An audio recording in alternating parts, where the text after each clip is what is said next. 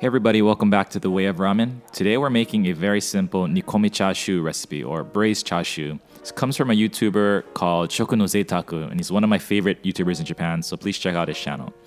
So into a pot, we're going to be adding 200 milliliters of water, 100 milliliters of shoyu, and 100 milliliters of sake. And then to that, we're going to be adding about 100 grams of brown sugar, and some ginger, some garlic, and some green onions. And we're just gonna put this over low heat and kind of melt the brown sugar and let this heat up at the same time we're preparing the pork. So here I have some pork belly. I'm just cutting it in half and I'm gonna roll this up. And once I have it rolled up, I'm just gonna get some butcher's twine and kind of wrap this up in a very simple way. I've seen some other people make loops and make it a lot nicer looking, but honestly, a lot of people in Japan just do it like this, and it works just as well and it tastes the same. So I think from now on, I'm just gonna wrap it up like this.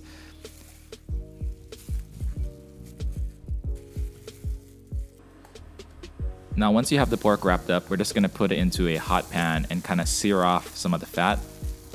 We're not trying to cook this all the way through. We're just trying to get some nice color on the pork belly before we put it into the braising liquid.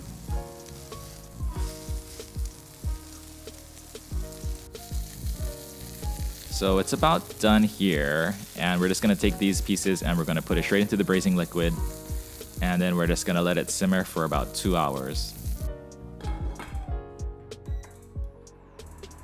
Now, as it's simmering, you can open it up and check on it, and you want to flip it over maybe every 15 to 30 minutes just to make sure the sauce gets on all sides of the pork, but you really want to keep the lid on as much as possible.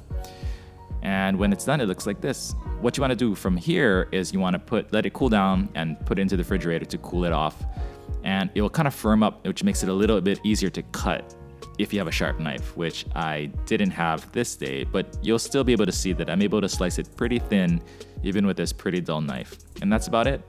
So this is one of the ways people make chashu. The other ways people make it is with a sous vide. I've also seen people cook the pork with the soup for the ramen, and after a couple hours take it out and then just put it into a Ziploc bag with some tare and let it sit overnight. I've seen people do that, but I've honestly never tried these other methods because this method is so easy and foolproof that this is the only way that I've ever made chashu so far. But maybe in the future, I'll try the other methods. Right before I serve the chashu on the ramen, I generally stick it in a toaster oven for a couple minutes and just broil the top. You can also get a torch and torch the top. That looks really nice too. And you just want to get a little bit more flavor out of it. And that's it. You just put on your ramen and serve it up and eat it.